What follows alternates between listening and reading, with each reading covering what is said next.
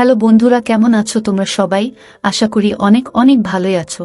আর তোমাদের ভালোবাসায় আমিও অনেক ভালো আছি, কারণ তোমরা আমাকে যে পরিমাণে ভালোবাসা দিয়েছো এবং সাপোর্ট দিয়েছো তা আমি কোনোদিন ভুলতে পারবো না। তাই তোমাদেরকে মজা দেওয়ার জন্য আবারও একটি নতুন গল্প নিয়ে হাজির হলাম। গল্পটি শোনার মতো, আশা করি তোমাদের দাঁড়িয়ে যাবে এবং তোমরা হাতের কাজ করতে সবাই হেডফোন নিয়ে বসে যাও। যদি আমার গল্প শুনে মজা পাও তাহলে অবশ্যই আমার চ্যানেলটি সাবস্ক্রাইব করবে। তো চলো বন্ধুরা, আমরা কথা না বাড়িয়ে আসল গল্পে চলে যাই। আমার বউ তার শ্বশুরের অনেক সম্মান আর সেবা করত। প্রতিদিন তার মাথায় মেসেজ করে দিত, কিন্তু যখনই আমি অফিস থেকে ঘরে ফিরতাম আমার স্ত্রী বাথরুমে চলে যেত। আমার তার উপরে অনেক সন্দেহ হতো। একদিন যখন আমি অফিস থেকে তাড়াতাড়ি ঘরে চলে এলাম, যেটা দেখলাম সেটা দেখে আমার পায়ের নিচে থেকে মাটি সরে গেল। আমি আমার স্ত্রী মঞ্জুকে অনেক ভালোবাসতাম। আমি তার সব কাজ সহ্য করতাম, তার প্রত্যেকটা মনের ইচ্ছে পূরণ করতাম। কিন্তু সেই দিন তাকে দেখে আমি অবাক হয়ে রইলাম। আমি বিশ্বাসই করতে পারছিলাম না যে আমার বউ মঞ্জু এতটা ভুল কি করে করতে পারে। মঞ্জু আমার বিয়ের রাতে আমাকে কথা দিয়েছিল যে সে আমার আর আমার পরিবারের সব সময় খেয়াল রাখবে, কিন্তু আমি কি করে বুঝবো যে মঞ্জু এরকম কিছু করবে। আমার আজও মনে আছে আমার বিয়ের সেই দিন যখন মঞ্জুকে আমি নিজের ঘরে এনেছিলাম। সে আমার ঘরে লাল বিয়ের পোশাক পরে বসেছিল। মঞ্জুকে এতটা সুন্দর দেখাচ্ছিল যে আমি বিশ্বাসই করতে পারছিলাম না যে সামনে বসে থাকা এত সুন্দর বউ আমার। আমার এটা সৌভাগ্য ছিল যে মঞ্জু আমার স্ত্রী। আমি আর মঞ্জু নিজের বিয়ের রাতে নিজের ঘরে বসেছিলাম। আমি আর মঞ্জু হাজারটা কথা দিয়েছিলাম একে অপরকে, সাথে জীবনটা শুরু করেছিলাম। আমি মঞ্জুকে কথা দিয়েছিলাম যে আমি তাকে সব সময় খুশিতে রাখব, আর মঞ্জুকে বললাম যে সেও যেন আমাকে অভিযোগের সুযোগ না দেয়। আমি আমার স্ত্রীর সাথে আমার জীবনের সব কথা শেয়ার করতাম। আমি মঞ্জুকে বললাম যে আমার মায়ের ছোটবেলাতেই স্বর্গবাস হয়েছে। আমার বাবা এই জন্য বিয়ে করেনি যে দ্বিতীয় মা আসার ফলে আমার আর আমার বোনের জীবন যেন শেষ না হয়ে যায়। এই জন্য আমার বাবা সব জীবন একা পার করে দিয়েছে। আমি মঞ্জুকে বুঝিয়ে দিয়েছিলাম এবার আমার বাবার আর এই ঘরের খেয়াল তাকেই রাখতে হবে, কেননা আমার বোনের বিয়ে আমার সাথে সাথেই হয়ে গিয়েছে। আমার বিয়ের আগে আমার বাবার খেয়াল আমার বোনই রাখত। মঞ্জুর হাতের মেহেন্দির রং এখনো হালকা ও হয়নি, আর তাতেই ওকে ঘরের সমস্ত কাজ দেখতে হতো। এমনিতে তো ঘরের মধ্যে অনেক কাজের লোক ছিল, কিন্তু কাউকে তো কাজের লোকদের মাথার উপরেও থাকতে হয়। মঞ্জু বিয়ের কিছুদিন পরেই আমাদের বাড়ির সব দায়িত্ব সামলে নিয়েছিল। আমার জীবনে সে যেন কৃপা হয়ে এসেছিল। সে আমার অনেক খেয়াল রাখত। সব থেকে খুশির কথা হলো আমার বাবারও সে খেয়াল রাখত। আমার বাবা একজন বয়স্ক মানুষ ছিলেন। বাবা বেশিরভাগ সময় চার পেয়ে বিছানায় পার করে দিতেন। মঞ্জু আমার ঘরটাকে এত সুন্দর করে সামলে নিয়েছিল যেন সে সবসময় এই বাড়িতেই থাকত। যখন কিনা আমাদের বিয়ের মাত্র 2 মাসই হয়েছিল, এত কম সময়ে মঞ্জু আমাদের সবাইকে আপন করে নিয়েছিল। আমি আমার বাবার একমাত্র ছেলে ছিলাম। তার সব ব্যবসা আমি দেখতাম। বিয়ের পরে বেশি সময় বাড়িতে থাকতে পারিনি, কেননা সব কাজ আমারই দায়িত্বে ছিল। আমার কাজে আমার সাথে দেওয়ার মতো কেউ ছিল না। বাবাও অসুস্থতার কারণে কাজ থেকে ছুটি নিয়ে অনেক দিন আগেই বসে গিয়েছে। এই জন্য আমি বিয়ের পরে বেশিরভাগ সময় ঘরে থাকতে পারতাম না। বিয়ের পরে সকালবেলা অফিসে যেতাম আর বিকেলবেলা ঘরে আসতাম। আমি যখন অফিস থেকে ঘরে ফিরতাম আমার স্ত্রী মঞ্জু তখন আমার ঘরের কাজে আর বাবার সেবায় থাকত। আমার বাড়িতে কাজের লোক বাকরের অভাব ছিল না, কিন্তু সে সবসময় বলতো বাবার ক্ষেত্রে কোনো ক্ষেত্রেই বোঝাপড়া করা উচিত না।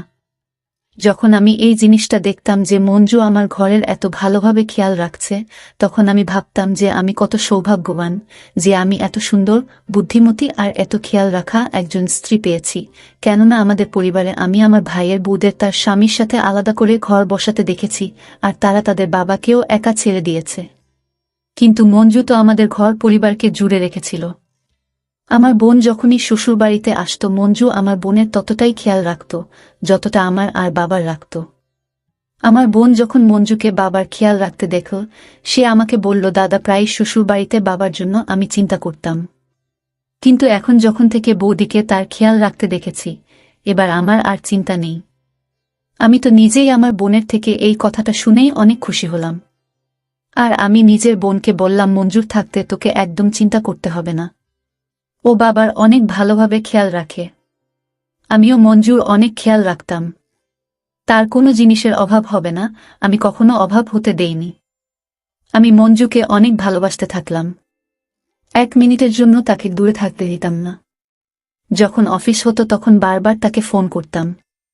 একদিন বাবার শরীর হঠাৎ অনেক খারাপ হয়ে গেল। বাবা বলল যে তার পায়ে হঠাৎ অনেক ব্যথা হতে শুরু করেছে। আর কেননা সে এখন বেশিরভাগ সময় বিছানায় পার করে, এজন্যই তার পায়ে অনেক ব্যথা শুরু হয়েছে। ডক্টর বলেছেন বাবার পায়ে ম্যাসেজ করা দরকার। তার একটু কাজ করা উচিত, যাতে তার পায়ে ভালোভাবে চলাচল হতে পারে। ডাক্তার ম্যাসেজের সাথে সাথে কিছু ওষুধ বলে দিয়েছিলেন। ডাক্তার বলেছিলেন যে ম্যাসেজ করার সময় কোনো অবহেলা যেন না থাকে। আমি বাবার ওষুধপত্র মঞ্জুকে দিলাম।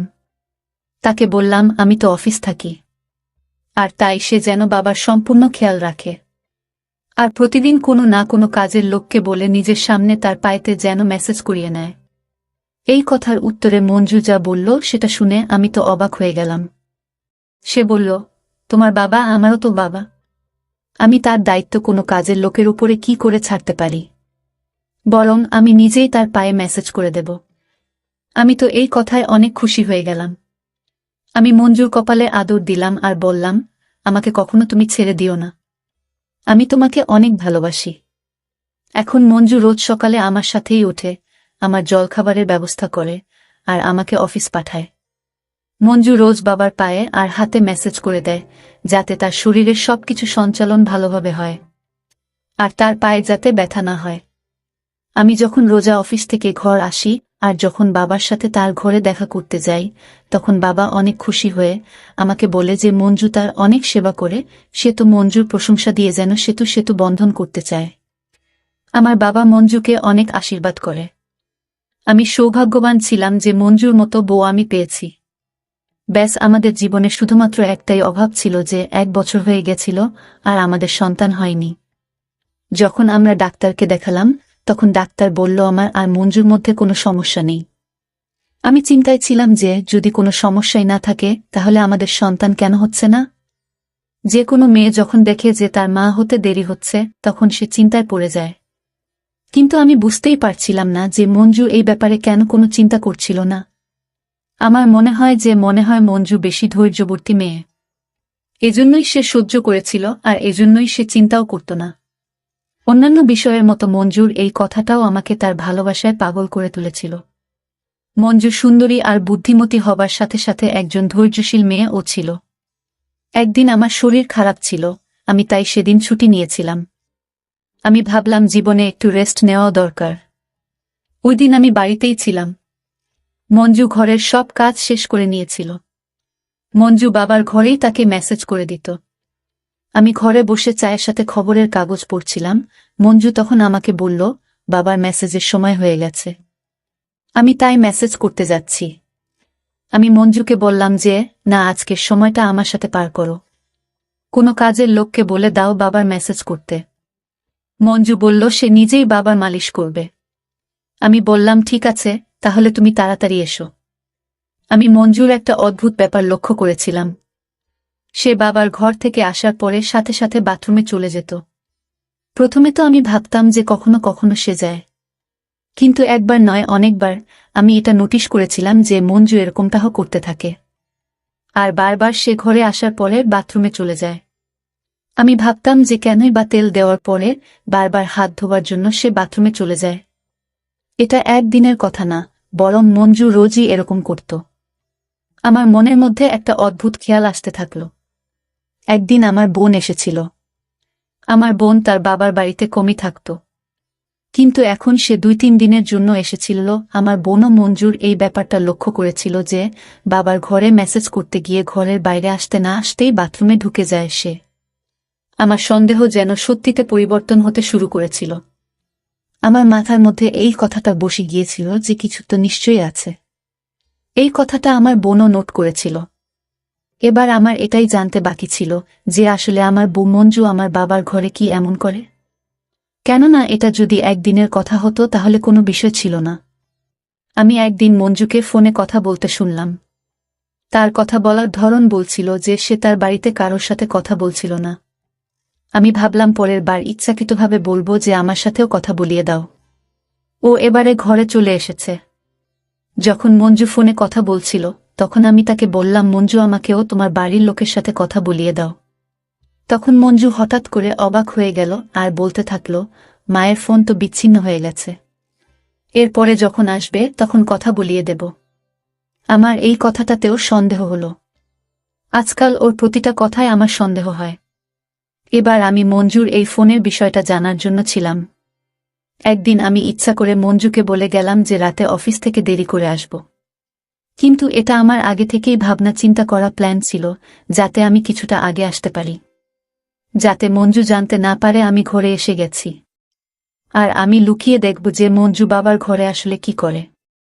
আমি মঞ্জুকে বললাম যে আমি অফিস থেকে দেরি করে আসব, কিন্তু আমি সময়ের আগেই অফিস থেকে ঘরে চলে আসি। আমি আমার শোয়ার ঘরে গিয়ে দেখলাম সেখানে মঞ্জু ছিল না। আমি বুঝে গিয়েছিলাম যে মঞ্জু বাবার ঘরেই হবে। আমি আস্তে আস্তে তার ঘরের দিকে গেলাম। আমি বুঝতে পারছিলাম না যে আমি ঠিক করছি নাকি ভুল করছি। আমি আমার মনের ভিতর থেকে সন্দেহ বের করতে চাইছিলাম। আমার বাবা এত বছর বিয়ে ছাড়াই ছিল, তাই আমার সন্দেহ যে আমার স্ত্রী তার সাথে। যখন আমি লুকিয়ে বাবার ঘরে দেখতে থাকলাম, আমি যেটা দেখলাম সেটা দেখে আমি অবাক হয়ে দাঁড়িয়ে রইলাম। আমি অবাক ছিলাম যে যেমন আমি ভেবেছিলাম তেমন তো নয়। আমি লজ্জিত ছিলাম যে নিজের স্ত্রীকে কি ভেবে ফেলেছিলাম। আর আমি নিজের বাবাকেও সন্দেহ করলাম। আমি দেখলাম মঞ্জু তো বাবার মাথার ম্যাসাজ করছিল। আর এমন কিছুই নয় যা আমি ভেবেছিলাম। আমি এটা ভাবার আগে আমার একবার বোঝা উচিত ছিল যে মঞ্জু একজন বিবাহিত মহিলা আর সে ঘরের কাজ করায় ব্যস্ত থাকে। আমি যতটা খুশি ছিলাম এই জন্য যে আমার সন্দেহ ভুল বেরিয়েছে, ততটাই আমার নিজের উপরে আফসোস ছিল। আমি নিজের বাবা আর নিজের স্ত্রীর উপরে কি করে সন্দেহ করতে পারি। আমি নিজের চিন্তার জন্য লজ্জিত হয়ে যখন নিজের ঘরে বসেছিলাম, তখনই মঞ্জু ঘরে চলে আসলো। মঞ্জু আমাকে জিজ্ঞাসা করল, তুমি চলে এসেছ? তখন আমি বললাম, হ্যাঁ, আমার আসার কথা তো ছিল দেরি করে, কিন্তু আমার শরীরটা ভালো নেই, সেজন্য তাড়াতাড়ি চলে এসেছি। এই কথা সে যে জবাব দিল সেটা শুনে আমি চিন্তায় পড়ে গেলাম। মঞ্জু বলল যে সে জানত আমি অফিস থেকে তাড়াতাড়ি চলে আসব, কেননা সে অফিসে ফোন করেছিল। সেখান থেকেই জানতে পারে যে আমি বেরিয়ে পড়েছি। এবার তো আমার মাথার মধ্যে আবার ঘুরতে থাকল যে কি জানি আজ মঞ্জু আর আমার বাবা কিছু করে থাকতে পারে, কেননা মঞ্জু তো জানত যে আমি ঘরে আসছি। আমি আজ যেটা দেখলাম সেটা ভুল বলে মনে হচ্ছিল। আমার মনে হচ্ছিল এখনো আমাকে সত্যিটা লুকানো হচ্ছে। আমি এবার সিদ্ধান্ত নিয়েছিলাম যে এই ব্যাপারটার পিছনের সত্যিটা আমি জেনেই ছাড়ব, যে মঞ্জু আর বাবা ঘরে কি এমন করে আর আমার থেকে লোকায়। আমার মনটা আর মাথাটা তো এবার চিন্তায় অস্থির হয়ে যাচ্ছিল। এইবার তো আমি চাইছিলাম যেভাবেই হোক সত্যিটা আমাকে জানতেই হবে। আমি ঠিক করে নিয়েছিলাম যে সত্যিটা থেকে আমি এবার জেনেই ছাড়ব, যাতে অন্তত পক্ষে আমার মনটা শান্তি পায়। একদিন আমি মঞ্জুকে বলিনি আর তাড়াতাড়ি অফিস থেকে বাড়ি চলে এসেছি। যখন আমি ঘরে এলাম তখন মঞ্জু ঘরে ছিল না। আমি কাজের লোককে জিজ্ঞেস করলাম, সে বলল যে সে বাবার ঘরে আছে। আর আমি এই সুযোগটারই অপেক্ষা করছিলাম, যে যেই মঞ্জু মেসেজের জন্য বাবার কাছে যাবে আমিও দেখব যে সত্যিকারের কি হয় সেখানে। আমি নিজের বাবার ঘরের দিকে পা বাড়ালাম। আমি বাবার ঘরের দিকে যাচ্ছিলাম এটা ভেবে যে আমার মাথায় যে সন্দেহ আছে সেটা সত্যি না হয়ে যায়। আমি বাবার ঘরের দিকে গেলাম। আমি যা দেখলাম সেটা দেখে আমার পায়ের তলা থেকে মাটি সরে গেল। আমি ভাবতেও পারিনি যে মঞ্জু এমন করতে পারে। যে মেয়েটাকে আমি এত ভালোবাসতাম, যার মাথায় নিজের ভালোবাসার মুকুট পরালাম, সে আমাকে এভাবে ধোঁকা দিল। আমার এমন মনে হচ্ছিল যেন আমি আর দাঁড়িয়ে থাকার শক্তি পাচ্ছি না। আমি দেখলাম বাবার ঘরে মঞ্জু আর একটা ছেলে দাঁড়িয়েছিল, আর মঞ্জু আমার বাবাকে দিয়ে কোনো কাগজে সাইন করাচ্ছিল। আমি তো এখানে নিজের সন্দেহ দূর করতে এসেছিলাম, কিন্তু এখানে এসে তো আমি চিন্তার মধ্যে ফেঁসে গেলাম। আমি তো বুঝতেই পারছিলাম না যে হচ্ছেটা কি। মঞ্জু কি করছে আর তার পাশে দাঁড়িয়ে থাকা ছেলেটা কে? শুধুমাত্র আমি এটাই দেখছিলাম যে আমার বাবা জ্ঞান হারিয়ে থাকা অবস্থায় কাগজে সাইন করছিল। আমি এই ব্যাপারটার পরোয়া করিনি, শুধুমাত্র ভয় এইটুকু ছিল যে এমন কিছু না ঘটে যার জন্য আমাকে ওর থেকে দূরে যেতে হয়। কেননা আমি ওকে অনেক ভালোবাসি, আমি ওর থেকে দূরে যেতে চাইতাম না। যে ব্যাপারটার ভয় ছিল সেটাই হলো। আমি মঞ্জুকে কিছু বলতে শুনলাম, যেটা আমাকে অর্ধেকটা শেষ করে দিয়েছে। মঞ্জু আর ওই ছেলেটি এই ব্যাপারটা জানত না যে আমি দাঁড়িয়ে আছি সেখানে। মঞ্জু ওই ছেলেটিকে বলল, তাড়াতাড়ি এই বয়স্ক লোকটার থেকে সাইন নিয়ে নাও, আমি নিজের জিনিসপত্র বেঁধে নিয়েছি। আমার স্বামী আসার আগেই আমাকে এখান থেকে বেরোতে হবে। আমি এখনো বুঝতে পারছি না যে আমার ঘরে এসব কি হচ্ছে। আমার মাথা শেষ হয়ে যাওয়ার আগেই আমি দৌড়ে গিয়ে মঞ্জুর শরীরে হাত দিলাম, আর তার হাত দুইটা ধরে নাড়িয়ে তাকে বললাম যে, মঞ্জু তুমি এটা কি করছো? আমি মঞ্জুকে জিজ্ঞেস করলাম, তুমি কি আমাকে ধোঁকা দিচ্ছ? মঞ্জু অদ্ভুতভাবে তাকিয়ে আমাকে জিজ্ঞেস করল, অফিস থেকে তুমি এত তাড়াতাড়ি কি করে চলে এলে? আমি মঞ্জুকে জিজ্ঞেস করলাম, আমি যা জিজ্ঞেস করছি তার উত্তর দাও। মঞ্জু আমার কথায় চুপ করেছিল। আমি মঞ্জুকে ছেড়ে ওই ছেলেটার পোশাকটা ধরলাম। মঞ্জু আমাকে বারবার বলতে থাকল যে ওকে ছেড়ে দাও। আমি ছেলেটিকে পুলিশের হুমকি দিতে থাকলাম আর বললাম যে, সত্যি বলো এখানে কি করতে এসেছ, না হলে পুলিশকে ধরিয়ে দেব তোমার। আমার এই কথায় ছেলেটা ভয়ে বলতে থাকল যে সে মঞ্জুকে ভালোবাসে, আর তারা দুইজন বিয়ের আগে থেকে একে অপরকে ভালোবাসত। মঞ্জুর পরিবার তার বিয়ে ওই ছেলেটির পরিবর্তে আমার সাথে দিয়ে দেন। যখন মঞ্জু জানতে পারল যে তার বিয়ে একটা বড়লোক বাড়ির ছেলের সাথে হতে যাচ্ছে, মঞ্জু তার প্রেমিকের সাথে মিলে একটা প্ল্যান বানালো যে বিয়ের পরে আমার সব সম্পত্তি আর টাকা পয়সা ঘর থেকে নিয়ে তারা পালিয়ে যাবে। কেননা তার ভালোবাসার মানুষটি অনেক গরিব ছিল। সে আমাকে বিয়ে করে আমার সম্পত্তি লুটপাট করতে চেয়েছিল, আর এটাই ওর প্ল্যান ছিল। যার জন্য মঞ্জু আমাকে ধোঁকা দিল। সে একটা কথাতেই মঞ্জুর সব রহস্য খুলে দিল। এবার আমি বুঝতে পারলাম যে মঞ্জু আমার বাবার ঘরে কেন যেতে চাইত। সে জানত যে আমার সব সম্পত্তি আমার বাবার নামে আছে। সে বাবার কাছে এই জন্য থাকত যাতে সে সুযোগ পেয়ে তাকে জ্ঞান হারিয়ে তার সব সম্পত্তি আর কাগজে সই করাতে পারে। এবার আমি বুঝলাম যে মঞ্জুর কেন কোনো সন্তান হচ্ছিল না, আর কেন তার এই বিষয়ে কোনো চিন্তা ছিল না।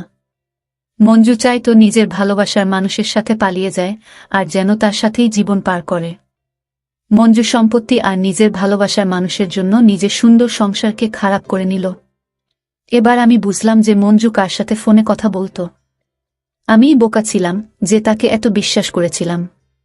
মঞ্জু সেই দিন বাবাকে জ্ঞান হারানোর ওষুধ খাইয়েছিল, যার জন্য সে জ্ঞান হারিয়ে গিয়েছিল। যদি আমি সঠিক সময়ে না আসতাম, তাহলে মঞ্জু না শুধু আমাকে ধোঁকা দিত, বরং আমার সব সম্পত্তি সে নিয়ে পালিয়ে যেত। আমি পুলিশকে ফোন করলাম।